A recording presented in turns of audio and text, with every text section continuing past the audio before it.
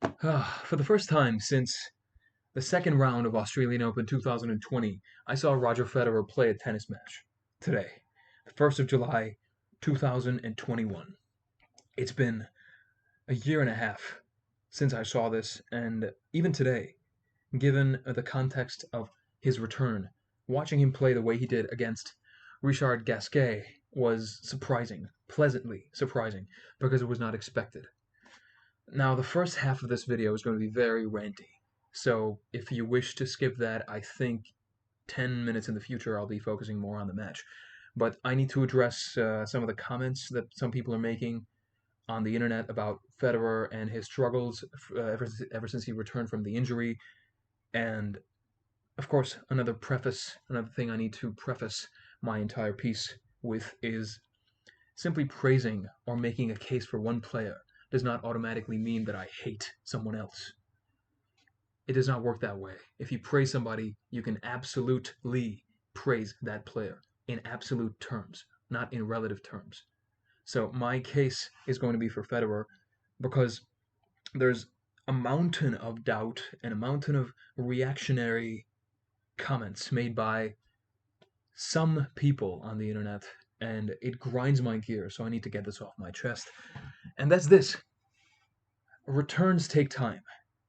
Finding your groove, especially at 39 years old, at almost 40 years old, takes time. Now, people know this, but they forget this or they choose to ignore this when they're trying to make fun of somebody. Now, I need to give some more context on Federer's return. Imagine you are the biggest ambassador the sport has ever seen. Not according to me, according to the players, according to the legends, according to people who know a thing or two about the sport. Imagine you're that ambassador. Imagine you are one of the most decorated players the sport has ever seen. According to many, the greatest tennis player of all time. Debates ensue, no comparisons. It's just informing the stature of who you are. Imagine you are this player who has inspired a generation, more than one generation, of tennis players in the past 20 years. Imagine you're this guy, and you get injured. In 2016, you come back, your return's exemplary. You win 3 Grand Slams over the span of a year from 2017 to Australian Open 2018. And then you get injured again. You get injured in the Tennis Sandgren match at Australian Open. You play with an injured back, lose against Novak Djokovic. Then you go on hiatus caused by injury. You get one arthroscopic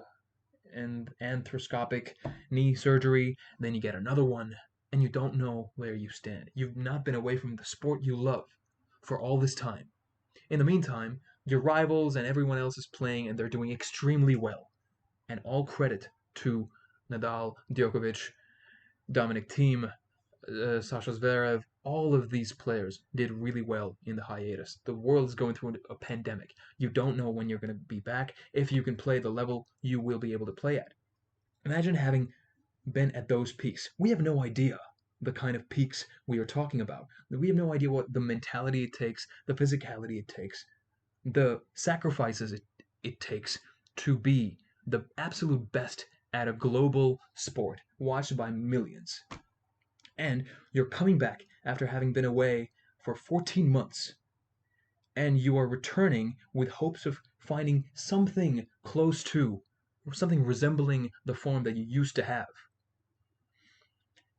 Now, the reason I said all of this, there are lots of comments of Roger frauderer, olderer, just troll comments, and I understand the role that these people are trying to play. They're trying to either back their guy, whoever that might be. It's usually some microcosm of the big three debate, and people think that demeaning someone else at the big three is somehow going to make the case for your guy better. This whole tribal mentality is why tennis fans are toxic. A lot of them, not all of them. But it's crazy to me because another narrative that is created as a result is, oh, he's done. He's done and he should retire. Why? First of all, forget he's Roger Federer. He's a player. He's a tennis player with a ranking. And he's playing because he loves the game.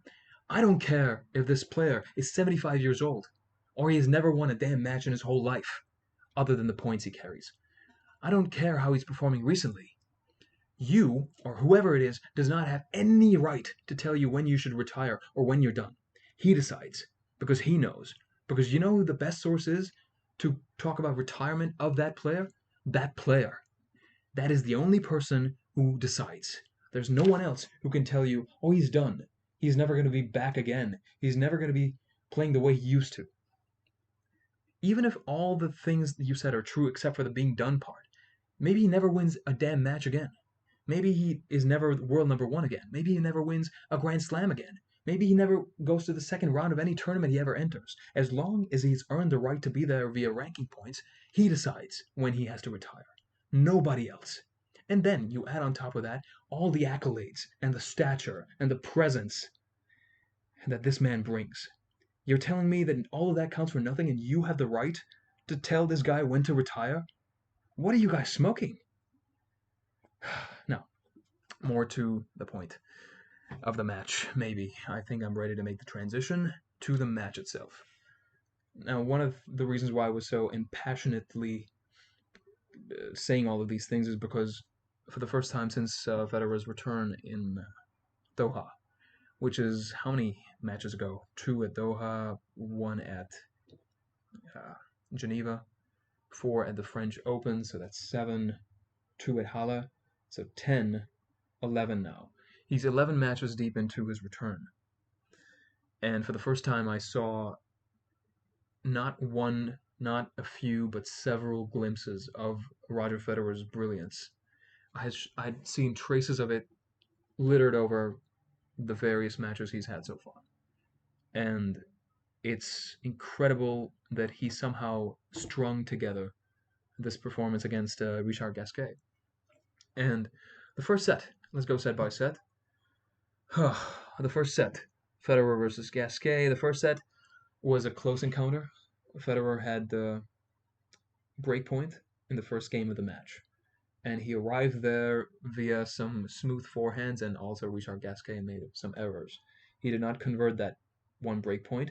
That would be the only break point that Federer saw in that set. Federer fended off the break points on his own serve. His serve speeds started at around 117 miles per hour, while Richard Gasquet was serving around the same speed, 120, 121. Federer was, even in that match, even in that set alone, he was finding his game slowly. Because in the beginning, you were witnessing classical Federer shanks, and I mean classical in a bad way. He makes those errors so often that I attribute that as vintage Federer in a negative sense. But this is how I expected him to play.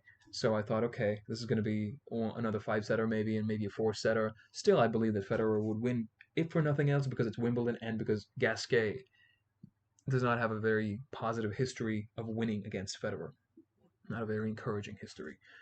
Anyway, Federer cut down on the errors a little bit. His forehand was less shanky. His backhand, he was protecting it with slices usually, but the return of serve was nowhere near where you would hope for it to be if he were to win this match comfortably. So Gasquet was finding his backhand, finding a lot of range with his backhand. He was hitting these passing shots from his backhand wing down the line. That was inspiring. In Federer's post-match interview, he also said that that was a shot that he particularly got inspired by and also tried to emulate via his own backhand. Now, the tiebreak is where we pick the action up, where we finally saw Federer. Finally, when I saw Federer, Roger Federer, the champion, the 20-time Grand Slam champion, Wimbledon, 8-time Wimbledon titleist, all of those things. I saw that man play tennis again. It was 7-1 for Roger Federer. He was flattening out the forehand. Unlike the previous matches, his forehand was not shaky. He was flattening it out, but he was also forcing himself to. He was going out of his way to find the forehand again, because the forehand had deserted him for the sets 2 and 3 in the Manarino match. So it was important for him to find that shot again, because almost everything in his game is leading up to that forehand winner. I'd say 80% of his ground stroke game or his entire point construction revolves around that forehand. So he found that, And his backhand shot tolerance immediately got better during the tiebreak. It's almost as if he rediscovered a particular fire inside him, because during the course of the games leading up to the tiebreaker, his backhands were not hit cleanly. There was no crispness to them, and Gasquet was breaking the backhand down, Federer's backhand down. In the tiebreak, he hit winners from his forehand wing. He was cleaning out volleys. He was serving better, and that is when it clicked that, okay, maybe this is the product of all the wait that we've done, even though it's not to say that it's going to continue next match or even the next set. But that was what this entire patience was for, to find moments like these. Everyone was on their feet, the crowd was going crazy, and Federer won the first set after performing inexplicably well in that tiebreak compared to what he has played like in the lead up to this. The second set was the best set of tennis he has played over a year and a half. Federer broke Gasquet's serve after first game after the tiebreak, and that game was impressive enough for me to want to actually make a note, which I never do. First set tiebreak was that Federer reminding everyone who the hell he is, and that is something that I'll pick up on after my analysis of the match itself. The second set, first break of Gasquet's serve was when Federer particularly hit the forehand flat, and he hit it fast. And I almost don't remember him hitting that forehand that flat. It almost seemed to me that he thought, okay, I'm gonna take no prisoners and go all in, and he delivered two crisp flat forehands, and he hit the second one for a winner. And that approach, that motivation inside him was visible. You could see his knee bending more before he hit the shots. He was bending downward to hit the slices, to scoop the slices from the ground almost, and those forehands which are dependent on the curve and also on the RPM, so that the ball dips before it lands. All of those things, slowly the shots were more purposeful. The shots were more calculated, and it was visible in the second set most of all. The serve was back. The serve speeds were higher. I remember seeing an ace at 124 miles per hour, and that is faster than almost any serve that I remember seeing him hit during the course of this tournament. He hit one first serve fault into the net at 124, but the consistency grew back up again. And that is something that I did not think I would see in this match. I actually did not expect him to find this level for the next month or something. It's just surprising in a pleasant way. It's a positive thing. So let me see what else I have in terms of the match itself. The forehand timing got better. The serve speeds were up, as I mentioned. Roger was trying various shots, so you could see the variety. The slice was back. He was using the slice to perfection. He was hitting the backhand better as well. Down the line, as I mentioned earlier, he was inspired by how well Gasquet was hitting his own backhand down the line, which also he suffered because Federer was at the net and Gasquet was firing those passing shots past him. But Federer then started to nail that backhand himself, and he was finding angles, and he was cleaning the lines often in his serve plus one game, which means the first shot after the serve you yourself have hit. So he was painting the lines often, and the forehand was back. You saw Federer in full flow, which is a religious experience for anyone who loves tennis. So that was incredible to watch, and he won the second set 6-1. The winners were 17. The unforced errors were 6. Backhand on the line was consistently improving. The bend in the knee was also visible. So he's putting more body weight, more of his leg drive into his shots, and that is incredible. Very encouraging signs. He was all. It also bears mention that he was also slipping a bit. He slipped, I think, twice or thrice during the course of this match. Now, finally, the third set. Again, pretty clean. Federer gets the one break of serve, and he also got lucky for that break because there was a volley that Gasquet hit into the net. It was an easy volley, but he couldn't make it. Gasquet couldn't make it, so Federer took the gift, and which also brings me to mention that Federer converted most break points that he had in this match, which also saved him a lot of headaches, I would presume. His breakpoint conversion is so bad. It's horrendous when you compare it to elite level players. So this match was a pleasant reprieve from that. Third set, serving was still there. The forehand never left him. He was driven. He was motivated to finish this match off in clinical fashion. And clinical and Federer have not gone in the same sentence for well over a year and a half, at least. So it's just good that his weapons are back in the arsenal and he has access to them a little more often. Now, again, to calm myself down and also bring this whole analysis back to the ground, back to earth, there's no guarantee that he will find anything close to this level in the next match. The return is still a work in progress. He is 40 years old in a month or so. So I need to remember that. Everyone needs to remember that. It's just that I consider myself lucky. I feel that I'm privileged to have watched this match from a person with his stature, from a person going through what he's going through. And I'm glad, most of all, to see a bit of a killer instinct in him. Because he's a good guy. And even in the press conferences, he'll give credit. He said Mannarino deserved to win the match before he fell, and he had to retire hurt after playing 1 point of the fifth set in the previous round. So Federer will say these things, but I need that aura from him. I need that killer instinct. I need a slight positive arrogance. He has to remember who the hell he is. And he showed everyone who the hell he is in the tiebreak, in the second set, continuing on to the third set. There was a bit of consistency in his game. Unexpected, but very welcome consistency. If for no other reason.